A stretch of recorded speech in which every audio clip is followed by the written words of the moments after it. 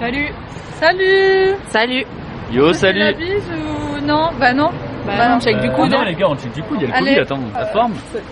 On va pas Yo. faire ça tous les jours, non, c'est trop laid. Ok, salut. Vous êtes tous de Saint-Simon ici? Ouais, en deuxième année. Bah moi je suis un petit nouveau, je suis en première année. T'acceptes quand même. Bah, On t'aime comme tu es. J'espère bien, j'espère bien. Bah du coup il est 9h du mat et Vous puis avez, c'est tous lundi. vous avez tous choisi radio ou c'était votre premier choix de semaine? Non, moi je voulais grimper et tout, je voulais faire de l'escalade, je voulais aller loin, mais... Ouais mais ça va être cool ici, on va faire de la radio. Ouais, en vrai je suis emballé, ça a l'air cool. Vous connaissez cet asso déjà? Vous avez déjà entendu parler? Pas du tout. Micro-science, je sais pas. C'est une gemme. Une quoi? Une gemme. J'aime quoi? GEM. GEM? Comme, Ouais. Comme quoi? Comme genre gros énergumène maladroit? Bah non, grande édition musicale. Moi je dirais groupe électronique du monde, tu vois. Ouais. Ouais mais je sais pas si c'est ça, je pense que c'est groupe d'entraide mutuelle plutôt. C'est quoi? Ah ouais. Tu connais? Ben je sais pas mais en tout cas on y fait de la radio. On s'entraide mutuellement à faire de la radio. Mais y a pas une histoire de personnes qui sont accueillies, qui ont des maladies psychiques? Ouais, un truc d'entraide, Non, on a la un truc ramasse. qui s'aide tous en petit ou je sais pas quoi. Un truc Personne d'entraide un truc autour dans la tête, je sais de pas, maladies psychiques. C'est quoi ça? Personne n'a regardé avant de venir. C'est quand t'as une radio dans la tête et les ondes qui s'en mêlent, c'est ça? Mais comment on fait de la radio? Déjà, ouais. Vous avez déjà fait de la radio, vous? Bah genre moi j'écoute genre des radios mais viteuf quoi, le matin. Bah, vas-y, dis, genre, t'écoutes quoi? Moi j'écoute des radios mais genre pas connues quoi, enfin Ah ouais. c'est un peu chaud quoi. Underground. Je sais pas, va sûrement y avoir des micros, des machines cheloues. Des trucs gros non, c'est des grosses machines non, des trucs comme ça. Ouais apparemment on va devoir faire une émission aussi. Ouais. Ah ouais? Émission. Quand ça? Qu'est-ce que c'est, ça Ben, apparemment vendredi il faudrait qu'on ait une émission. Dans 5 jours, on doit avoir fait une émission. Ouais. Oh, c'est cool, ça va être un peu créatif, j'espère. Et au fait depuis quand ça existe cet asso? Et ça se diffuse où? Si on doit faire une émission ça va être diffusé Je tout pense ça? que ça va Ouh là être là, un gros truc, non tu poses Ouais. beaucoup de questions là. On va aller dans une grosse radio là, on va faire des trucs de ouf et tout. De toute façon, c'est l'heure. Donc je pense qu'on va avoir les réponses à nos questions cette semaine. Donc autant y aller, quoi. Allez vite parce que je crois qu'on est à la bourre là, ça commence y a pas à Claire 9h qui là. arrive. Faut se dépêcher. Allez, bon les gars, on monte, on monte.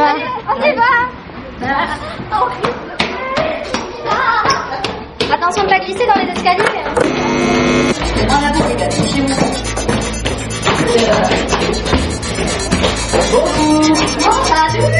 Ah bah c'est grand. Putain mais c'est immense.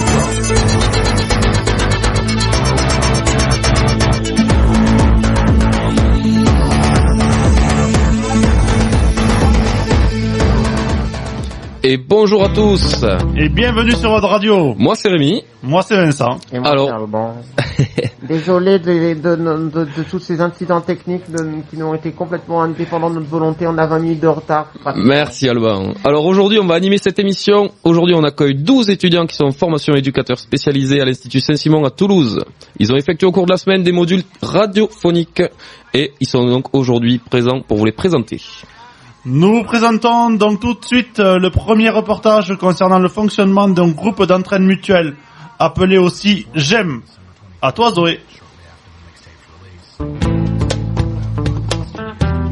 Dans cette rubrique, nous nous sommes intéressés au fonctionnement des GEM, groupes d'entraide mutuelle.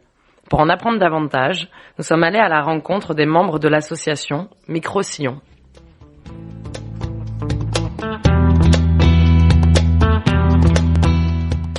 Philippe nous explique ce qu'est un GEM. Le GEM, c'est le groupe d'entraide mutuelle, c'est principalement des personnes en situation de handicap, ceux qui ont été malades et ceux qui ont été hospitalisés à l'hôpital psychiatrique. Au départ, c'est pour remonter la pente. C'était le milieu thérapeutique, mais là, c'est le domaine du traitement, des soins.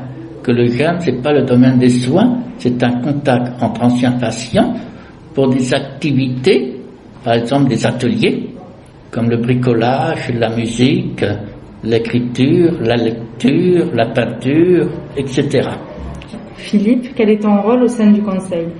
Étant membre du conseil, c'est suivre ce qui est dit et voir ce qu'on peut donner son avis là-dessus. Si on peut proposer une activité, un atelier, une sortie, et aussi tenir compte, quand il a lieu de faire des interventions dans les locaux, arranger ce qui est des fuites, un problème lié à l'éclairage, au chauffage et autres. On les conseille de voir le comportement de chaque membre de l'association, faire des appels à l'ordre quand il a lieu. Ça rentre dans des sujets qui sont pas très agréables, mais souvent il y a des disputes, des malentendus, et ça se répercute aussi. Et là, ça fait partie d'un cas.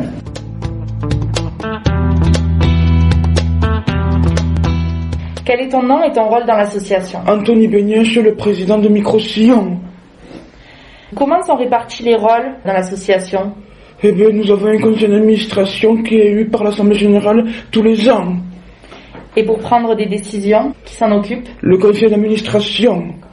Qui fait partie du conseil d'administration? Alors nous avons aujourd'hui 12 membres du CA. Est-ce que tu pourrais nous expliquer ce que c'est le parrain de l'association Microsillon et à quoi il sert? Le parrain, c'est Croix-Marine Fondation de France.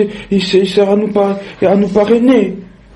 On l'a choisi comme parrain, c'est notre parrain depuis le début de l'association qui a démarré en 2008. Si on a besoin d'eux, on peut toujours leur poser des questions. Si on a toujours besoin d'eux, on peut toujours leur demander quelque chose si on a besoin d'eux. Quel est ton nom et ton rôle à Microsillon? Alors, je m'appelle Brigitte Chaput. Je suis adhérente à Microsillon depuis 2 ans et demi.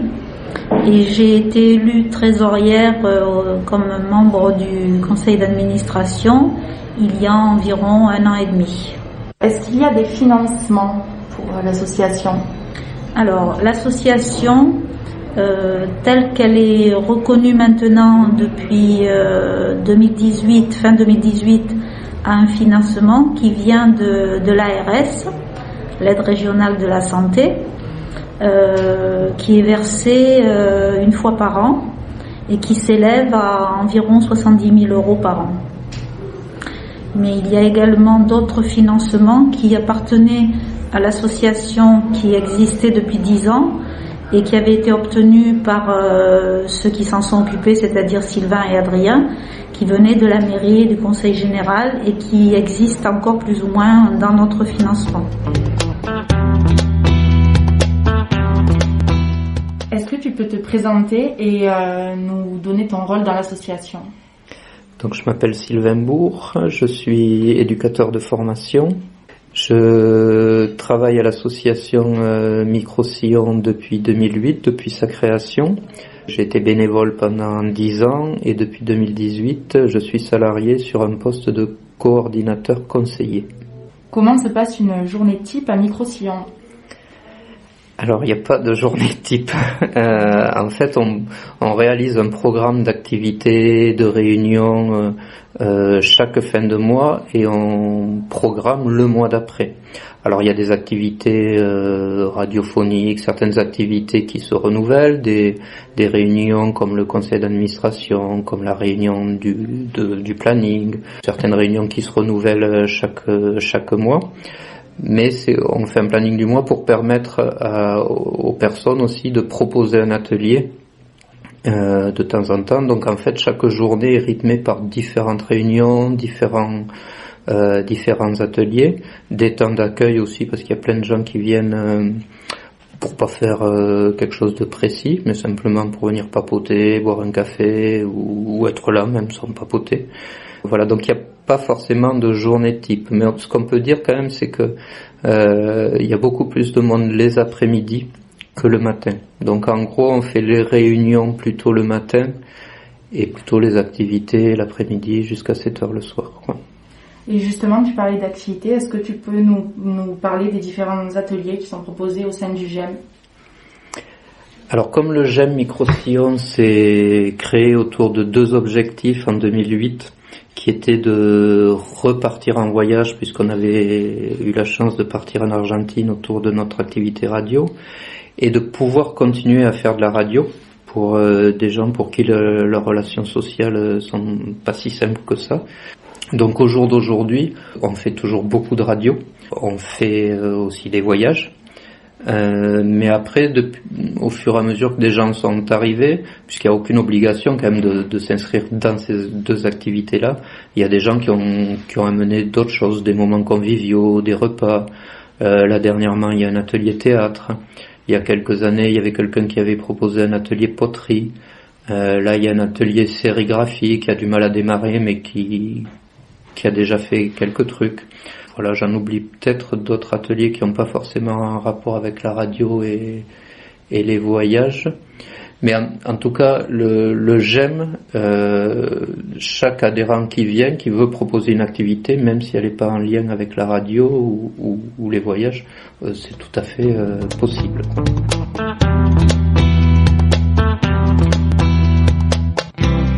C'était Lali, Florent et Léa pour Micro-Sillon. Merci aux membres de l'association d'avoir répondu à nos questions.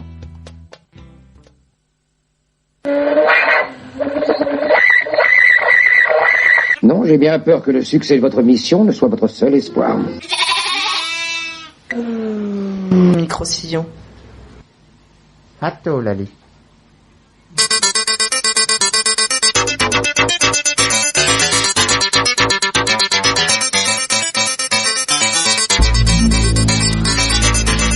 Et c'est Zoé, nous voici donc avec Florent qui a effectué ce reportage et Alban. Bonjour à vous deux. Bonjour. Voilà, on était à Atto, Lali. Et donc, bonjour. Alban, est-ce que tu peux parler un peu plus fort? Je ne t'entends pas. Ok.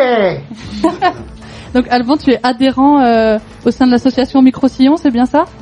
Alors oui, je suis adhérent à l'association Micro-Sillon. Ok. Et donc, il va falloir que je m'égosille. Donc, comme on a vu, il y a une liberté de chacun de mettre en place ses ateliers à Micro-Sillon. Un autre truc que j'aimerais préciser, c'est qu'on n'est pas obligé d'être malade psychique ou même d'être handicapé tout court pour être admis à Micro-Sillon. Il suffit simplement d'avoir envie d'y aller et d'être voilà quoi, de se sentir spécial quoi. Et donc le GEM, là tu nous parles du GEM Micro-Sillon, c'est pas forcément un lieu qui accueille des personnes en situation de handicap psychique. Exactement. Ok. C'est pour ça qu'on dit qu'on est en majorité des handicapés psychiques. Et je vais en profiter pour poser une autre question à Florent. Après avoir entendu du coup les différents témoignages, comment est-ce que toi, tu pourrais nous définir de ce que tu as compris, ce que c'est un GEM? Pour moi, un GEM, ce qu'on en a compris avec le groupe, avec Lali et Léa qui ont aussi participé à la réalisation de ce reportage, c'est que c'est principalement un espace de rencontre et d'échange où les adhérents peuvent donc dans un premier temps faire plusieurs activités, qu'elles soient individuelles ou collectives. Partant de là, ils peuvent d'ailleurs aussi proposer des projets. Tout ça permet aussi de rompre avec un éventuel isolement social dû à leur pathologie. Du coup, c'est un lieu, si je comprends bien, qui est assez ouvert et on peut y faire plein de choses. Mais à un moment, vous demandez à Philippe son rôle dans le conseil. Du coup, il y a quand même des choses qui sont structurées. Est-ce que vous pouvez nous dire un peu sur le fonctionnement, le rôle de ce conseil, le fonctionnement un peu plus de l'association? Eh bien, un GEM, c'est une association, donc elle est représentée par un conseil d'administration qui est composé de plusieurs membres qui sont élus par les adhérents. Dans ce conseil d'administration, on va reconnaître plusieurs statuts, donc président, trésorière, coprésident. Dans le cas de Micro-Sillon, on est quand même sur une prise de décision qui est collégiale entre tous les membres de l'association. Et toi, Alban, est-ce que tu fais partie de ce conseil d'administration? Tu es adhérent? Non, mais d'où le fait que je dis que c'est semi-anarchique, parce qu'il y a quand même un conseil d'administration. Mais bon, c'est relativement facile de leur parler. Après, donc nous sommes dans une optique de paire et danse à Micro-Sillon. Paire et danse, d'accord. C'est-à-dire donc ça signifie que je connais pas tellement ce mot, mais en tout cas c'est un truc basiquement où en fait on est de pair à pair et on s'aide entre nous quoi. Une forme d'égalité des personnes. Voilà. Ce qui est dans l'esprit justement du désaliénisme dans lequel l'association est avec qui fait référence aux travaux de Toscaïes et de ce que l'on a dû entendre éventuellement de Alfredo Oliveira et de Sacco Li Fata. On y reviendra sur un prochain reportage. Voilà. Et puis donc voilà, on en est à une politique de considérer les adhérents comme des gens et non pas des patients. Et on est aussi surtout en train de se battre contre la de se battre pour désenfantiliser les gens. Ok. Parce qu'il y a beaucoup il y a un problème d'infantilisation des personnes en handicap mental en France. Donc là on essaie de mettre en place des choses pour devenir adulte et autonome. Super.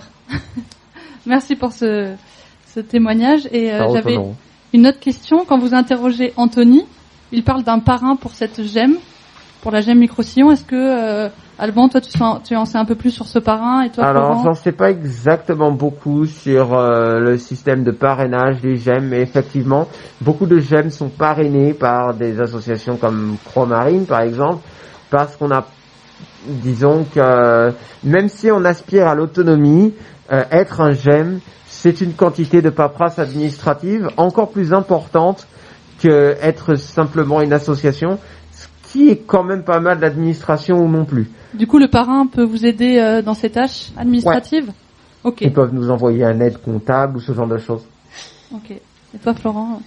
En effet, effectivement, pour être reconnu en tant que GEM, l'association doit obligatoirement être parrainée, soit par une association, soit par un organisme tiers.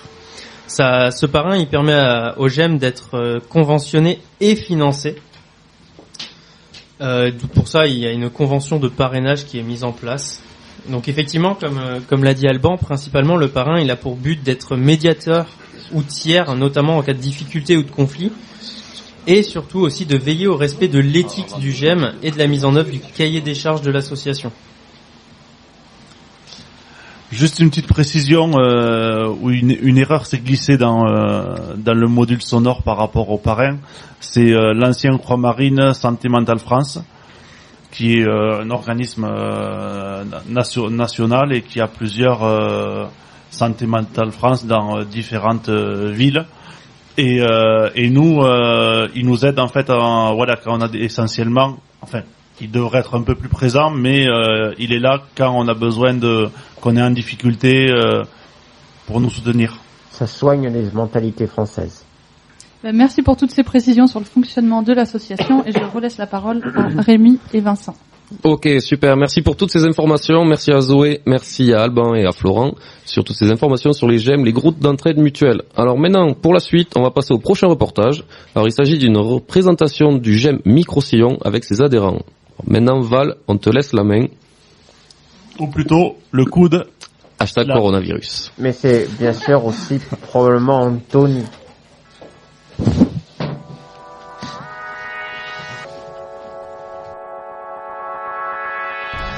Bonjour, chères auditrices et chers auditeurs.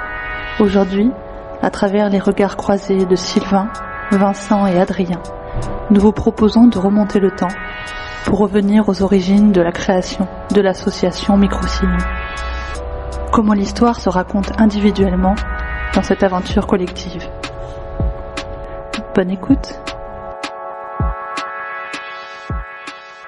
Donc bonjour, moi c'est Vincent de l'association Micro-Sillon. Je suis actuellement coprésident et je fais essentiellement des interviews. Bonjour, je m'appelle Sylvain Bourg, je suis éducateur spécialisé de formation et ici j'exerce les fonctions de coordinateur conseiller. Moi je suis Adrien Pinel, éducateur spécialisé et ici je suis au titre de accueillant spécialisé. J'ai rencontré deux personnes de l'association, Sylvain et Vincent, quand j'étais stagiaire éducateur en stage long, ce que j'ai fait sur un hôpital de jour. Et donc Sylvain était un éducateur de l'hôpital de jour, Vincent était accueilli à l'hôpital de jour et tous les deux étaient sur un atelier radio. Alors les moments qui définissent l'histoire de l'association, il y en a une en particulier. En 2007, où on a été invité par Radio La Colifata, un rassemblement de radio en santé mentale, et on a eu la chance d'y aller, et au retour de ce voyage, les participants à ce voyage étaient très contents et ont eu très très envie de repartir en voyage. Et c'est à partir de là qu'on s'est dit comment on peut faire pour repartir en voyage, et c'est là où on a imaginé créer une association de personnes en situation de handicap psychique. Ça a été un moment charnière, ouais, fort, je sais pas si on peut dire charnière ou un terme important du fait qu'on a pu, à la suite de ce voyage, qu'on se soit décidé à créer l'association, parce que avant c'était juste un atelier qui se faisait dans un hôpital de jour. J'étais l'éducateur qui animait l'atelier radio dans l'hôpital de jour. J'ai accompagné ces jeunes adultes qui voulaient créer une association. Dans la définition de l'objet de l'association, il fallait déposer des statuts, donc créer les statuts avec eux, trouver un lieu pour faire nos activités. Je fais partie de ces gens. Je me souviens de ce moment dans les locaux de Campus FM rue des Lois, où on était une petite dizaine à se retrouver assez régulièrement pour monter cette association, les statuts, écrire tout ça. Et donc pour arriver à l'aboutissement de la création en mai 2008.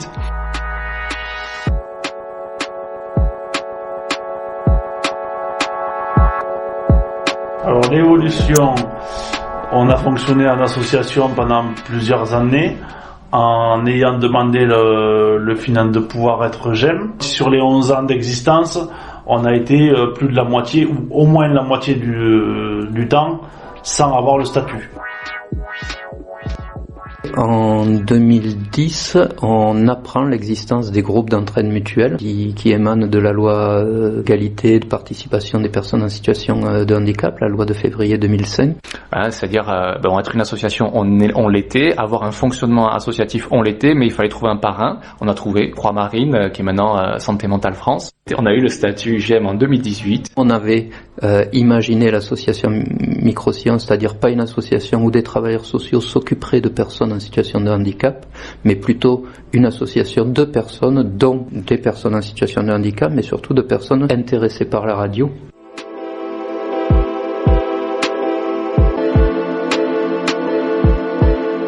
Donc pourquoi c'est intéressant de connaître l'histoire de Microsillon, c'est que c'est complexe, c'est plein de rencontres, de moments, il y a eu des moments difficiles, des moments de crise, des moments de joie. Donc voilà, donc l'histoire, elle nous apprend beaucoup de choses et ça serait dommage de s'en passer. Je pense que ça peut être important pour certaines personnes, d'autres ils se posent pas la question, ça leur est égal. Nous, c'est intéressant toujours quand on questionne une institution de voir un peu l'histoire. Qui donne beaucoup d'éléments sur le vécu de l'actualité et sur les potentialités de développement ou pas. Ou ne pas connaître l'histoire de quelque chose, c'est se passer de beaucoup.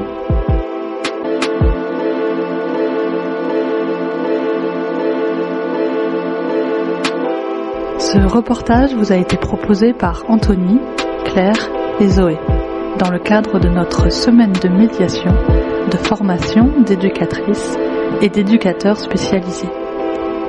Sur une musique de Pierre Ménard intitulée Ma ville, nous vous souhaitons une bonne journée.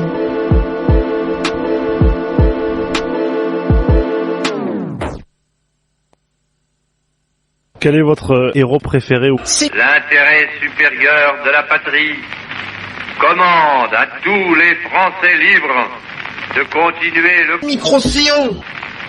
Combat. Donc en fait c'est pas...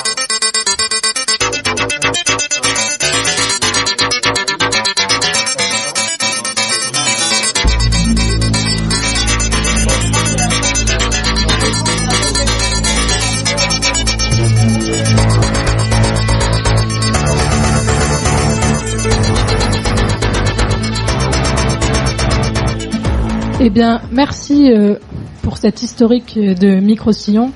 Son histoire est vraiment riche. On a pu entendre que elle est semée de métamorphoses au fil des rencontres. Ça commence par un atelier, puis ça devient une association en 2008, et puis elle obtient le statut de GEM, groupe d'entraide mutuelle, en 2018. Et vous, Zoé et Anthony, C'est quoi votre vision de cette métamorphose ? Moi, je trouve que ce qui est intéressant, c'est de voir comment, à partir d'un atelier qui a été proposé dans un hôpital de jour de Saint-Léon, je crois qu'on l'a pas mis dans le nom de l'hôpital dans le reportage, en fait, comment des personnes ont pu s'approprier cet atelier. Il y a notamment une anecdote qu'on n'a pas pu mettre dans le reportage, c'est en fait, ils ont continué à faire des ateliers, ils ont fait des ateliers à Campus FM. Il y a notamment un adolescent qui voulait continuer alors que sa prise en charge était terminée. Et en fait, il a continué à aller dans les locaux de Campus FM parce qu'il voulait continuer à faire de la radio. Et du coup, ça a un peu posé des questions à Campus FM, surtout des gens qui se demandaient pourquoi un adolescent continuait à venir. Et du coup, c'est là aussi qu'il y a eu l'idée de la création de l'association, de comment, en fait, ces jeunes, par leur motivation et leur envie, ils ont eu envie de faire plus qu'une émission de radio et de créer leur propre activité. On pourrait dire que sortir de l'institution, c'est peut-être en un sens privilégier le désir des usagers, leur autonomie au sein du collectif, c'est ça ? Grosse question. Oui, voilà, je pense que c'est à peu près ça, justement, c'est sortir du cadre de l'institution pour pouvoir justement faire parler les envies des adhérents. Et entre la transformation de l'atelier en association, il y a eu un voyage. On peut dire que la radio s'est déterritorialisée en Argentine pour rencontrer la Colifata. Vous pouvez nous en dire un peu plus ?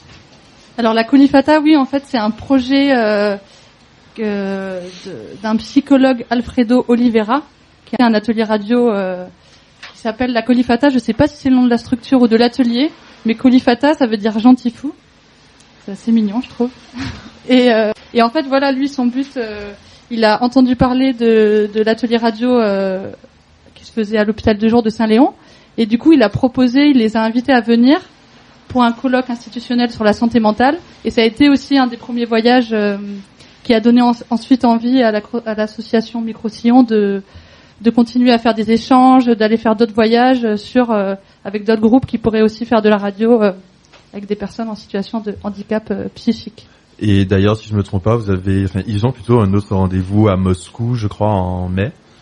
Donc, c'est pour montrer justement, à partir de justement la motivation des jeunes, jusqu'où ça peut aller. Ça n'a plus vraiment de mesure en fait. Ça n'a plus de frontières. Ouais, ça n'a plus de frontières, voilà, exact. Donc au final, l'Anthony qui parle, ce n'est pas notre président de l'association, mais c'est un autre Anthony de Saint-Simon. Voilà, c'est ça. Oui, c'est un Anthony qui est en formation d'éducateur spécialisé. Et d'ailleurs, je me demandais, Zoé et Anthony, est-ce que ça vous donne des idées pour votre futur job d'EduxP à venir ?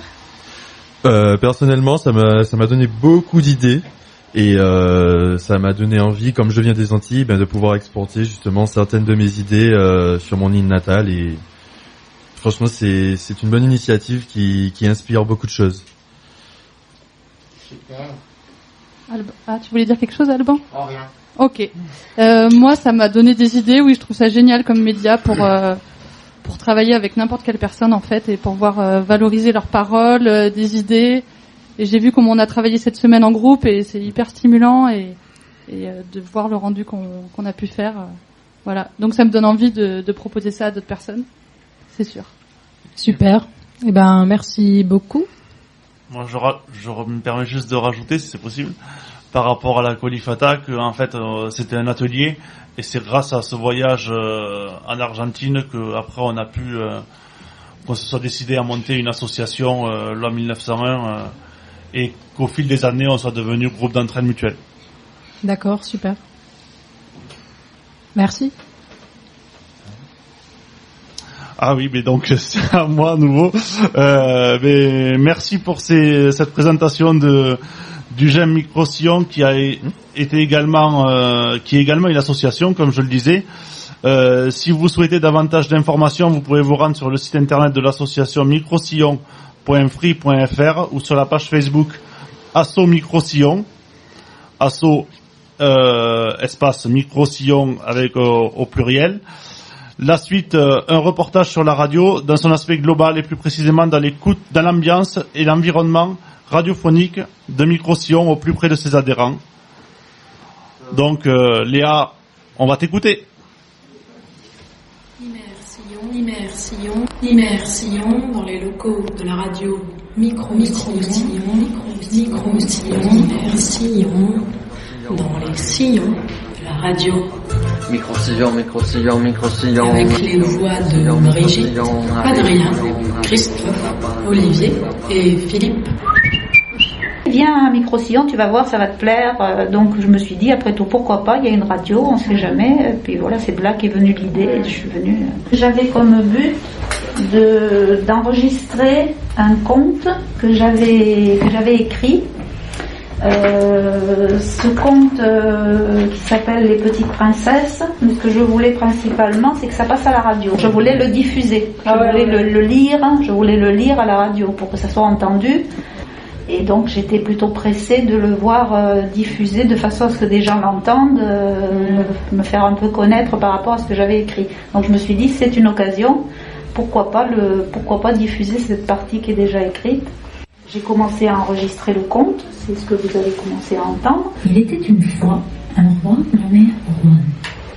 Il vivait dans un lieu appelé la comète de Halley. Celle-ci était composée d'un grand désert. Et puis petit à petit, s'est formé des demandes qui ont été assez intéressantes pour moi. C'est-à-dire, au lieu que ce soit simplement moi qui récite le conte, pourquoi pas faire parler les personnages ? Donc il y a eu des adhérents qui se sont proposés pour enregistrer les personnages. Et puis ensuite on m'a dit, et pourquoi pas y mettre des bruitages ? Et pourquoi pas faire aussi de la musique. Donc il y a quatre rubriques qui se sont mises dedans, ma parole, celle des personnages, les bruitages et la musique. Ça s'appelle Association Micro-Sillon. Bonjour, je m'appelle Olivier et je fais de la musique. Chacun propose ce qu'il pourrait y mettre à l'émission. Et voilà, on se cale là-dessus, on prend des notes. Et aux infos, ils parlent de mettre des avions à hydrogène, des bus à hydrogène, des voitures à hydrogène et des trains à hydrogène.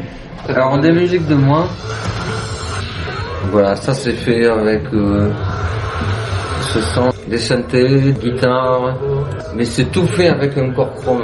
Dark World Music. Après, je peux faire de la dance. On avait le choix sur plus de 560 mélodies différentes. C'est ce que j'ai écouté chez moi sur mon ordinateur et j'en ai eu pour au moins une trentaine d'heures, même plus. Ça s'appelle Association Micro-Sillon. Ça m'occupe. Ça m'évite de trop fumer. C'est une question relationnelle aussi, la radio et la musique. L'union fait la force. Alors j'ai eu l'opportunité d'avoir des cours de MAO à Micro-Sillon avec Bilal qui a par ordinateur. Oui. Ça m'a appris à composer autrement, quoi. Il y a beaucoup de choses qui sont à exploiter, quoi, dans le monde de la radio. Un point technique. Il y a plein de boutons, je comprends rien. Comment on monte une émission technique? C'est monté par l'association, effectivement. Moi, j'ai appris petit à petit comment il fallait monter tout ça, parce que moi, je ne connaissais rien du tout dans le mécanisme. Donc, progressivement, j'ai appris plus ou moins certaines choses. Mais en général, c'est surtout quelqu'un qui m'accompagne dans le studio et qui touche les boutons. J'ai déjà appris plusieurs choses au niveau de l'ordinateur, c'est déjà pas mal. Mais au niveau du studio, je connais rien du tout. Certains sont autonomes, d'autres, il faut juste préparer. Ce que je viens de faire, c'est-à-dire que j'ai allumé l'ordi et j'ai allumé la table de mixage carte son. Pour faire la radio, il faut quand même pas, il n'y a pas besoin de grand chose pour faire la radio. Et après, c'est du temps en fait. Mais si t'aimes bien bidouiller, bon. La lecture du texte s'est faite en une fois. Mais après, les enregistrements ne se sont pas faits sur le texte, c'est-à-dire que les personnes n'étaient pas présentes avec moi. Donc quelquefois, il peut y avoir des tons il y en a un qui monte ou l'autre qui descend. Peut-être qu'on peut entendre ça. Vous avez déjà entendu votre voix dans le casque? Ouais. Ça fait une sensation. Pas bien. Pas bien. Si tu t'entends, tu t'enregistres et tu écoutes ta voix, il y a cette sensation d'étrangeté. Il y a une sensation d'étrangeté aussi. Donc là, j'ai ouvert mon micro, on m'entend pas. Parce que j'ai pas augmenté le volume, là j'augmente le volume et on va entendre un truc dégueulasse. Vous connaissez, ça s'appelle comment ça? Voilà. Donc le Larsen, j'aime pas. Le Larsen, c'est si je me pose un plateau radio, j'y fais gaffe, je sais que c'est le retour, le croisement entre les enceintes et le micro. Après, les autres trucs qu'on n'aime pas, en fait, ça va être tous les petits bruits qui sont, là, ça paraît grossier comment je le fais, mais ça... Si, je saurais rappeler, on est sur la place, pardon, à Toulouse, les gens, il faut qu'ils bougent. Hypocritical, political system. On est à Toulouse, sur la place, avec micro-sillon. Micro-sillon, micro-sillon, micro-sillon, allez, bébé, bébé, bébé, bam, bam, bam, bé. J'avais soif. J'étais perdu. Désespéré. Seul, peut-être. J'avais un mirage. Mes yeux se brouillaient. J'avançais, titubé. Vis au loin, un mirage, quand soudainement, j'entendis la voix réconfortante de Micro-sillon.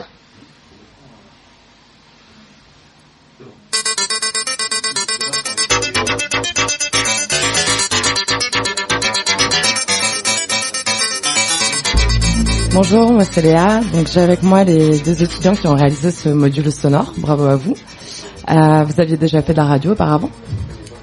Non, pas du tout. Mais finalement c'est pas si difficile que ça.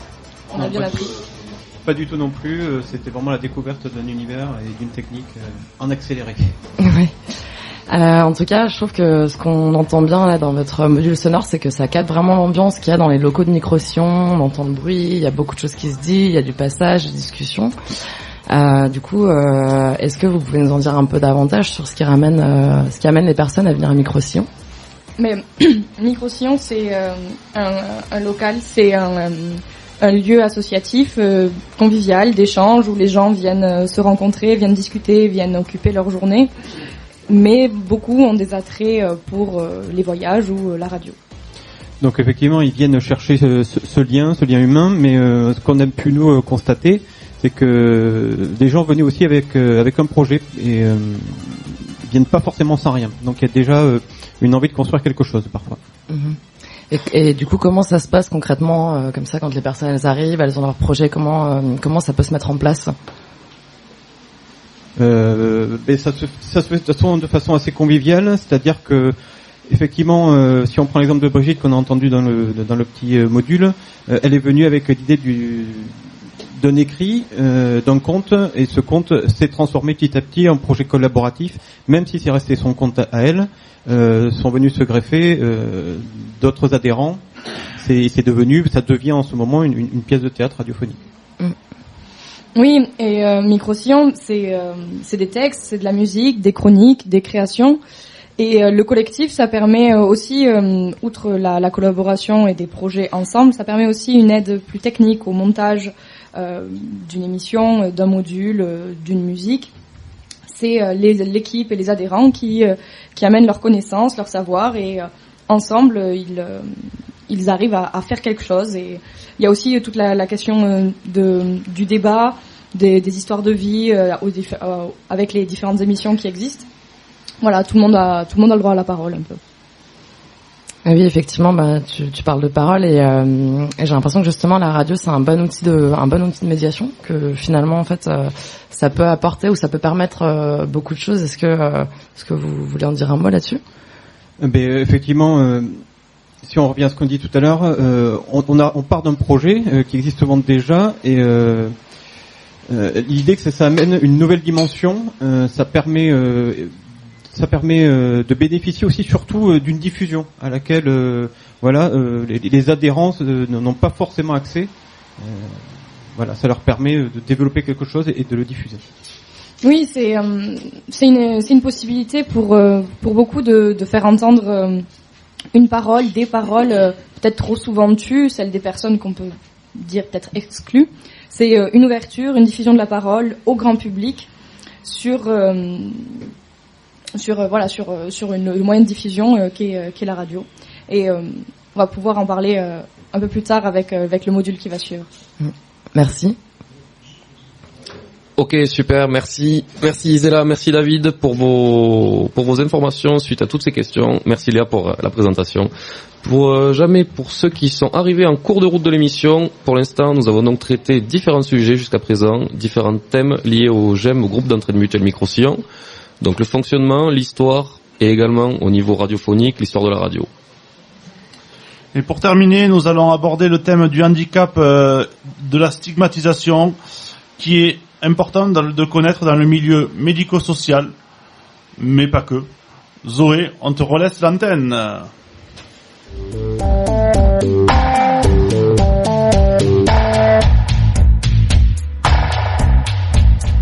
Bonjour et bienvenue à tous. Aujourd'hui, nous allons aborder le thème du handicap et de la stigmatisation.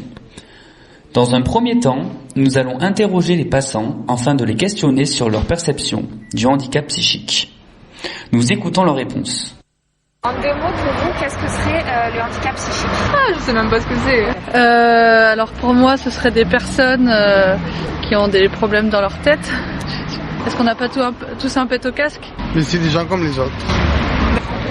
Handicap, handicap, et après psychique, ça je sais pas. Moi j'ai des exemples de maladies qui me viennent en tête. La bipolarité, je sais pas, c'est par rapport à la société, c'est compliqué à gérer. Le handicap psychique, très difficile à déterminer. Pour moi, il y a certainement un handicap au départ, mais un handicap qui peut déboucher sur une guérison dans un très grand nombre de cas. Nous sommes ensuite allés à la rencontre des adhérents du groupe d'entraide mutuelle Microsillon. Nous les écoutons. Le handicap psychique, pour toi, en 2 mots, qu'est-ce que c'est? Eh bien, tout d'abord, bonjour à tous. Le handicap psychique, très bonne question. Bien, tout d'abord, le handicap psychique, j'ai comme l'impression qu'on l'a tous, tout simplement. Pour moi, c'est quelque chose de généralisé. C'est-à-dire qu'on est, étant donné tout simplement qu'une personne sur cette terre n'est parfait. Donc à partir de ce moment-là, on n'a rien d'absolument entier dans notre personnalité et on peut tous avoir des problèmes particuliers qui sont nommés handicap psychique. Alors après, tout est une question de volume, de particularité, de noms donnés par des spécialistes. Je sais pas, j'ai pas une impossibilité de correspondre à, je sais pas, d'adhérer complètement à la norme sociale.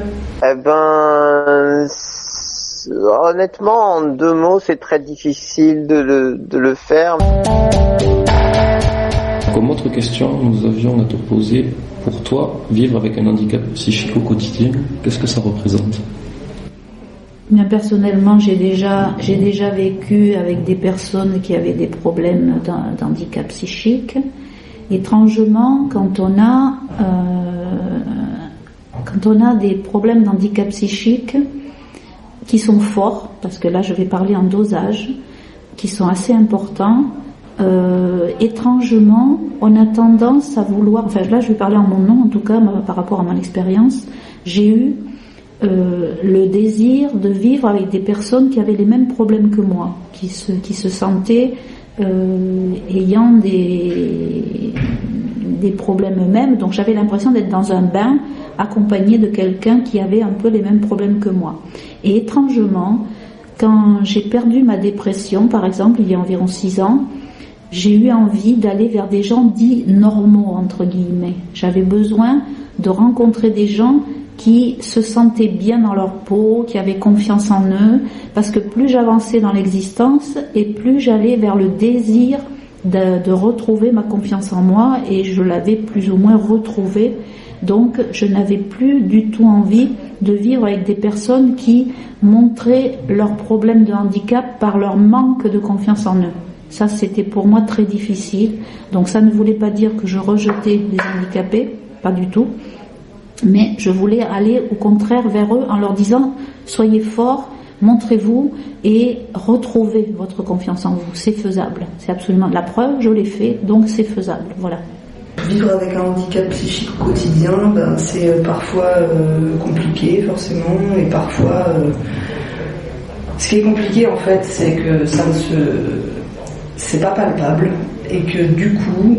des fois on a tendance à oublier. Enfin moi des fois très clairement j'ai tendance à me dire j'ai aucun problème en fait. Enfin tant que je prends tel médoc, j'ai une vie normale. Sauf que j'ai une vie normale aussi parce que je travaille pas, j'ai pas certaines contraintes et tout. Un des grands défis qu'on est en train de mettre en place, d'entamer en ce moment, c'est pas seulement un défi de déstigmatisation, mais aussi d'intégration dans la société. J'ai tendance vraiment à l'oublier parce que c'est pas matériel et parfois ça se rappelle à moi comme des grosses claques. Ah oui, en fait, ça va pas trop.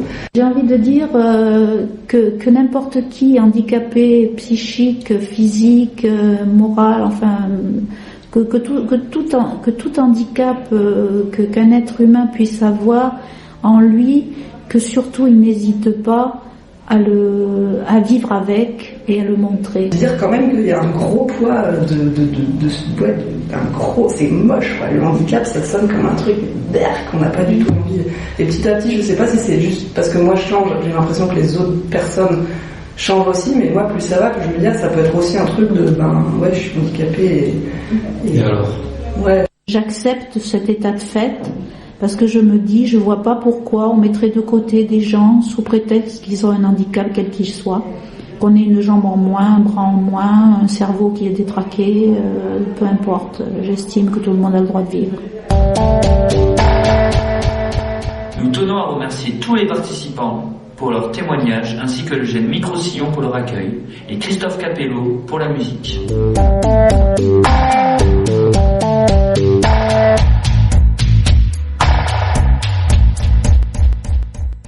Et à l'intérieur. C'est un peu différent. C'est évident.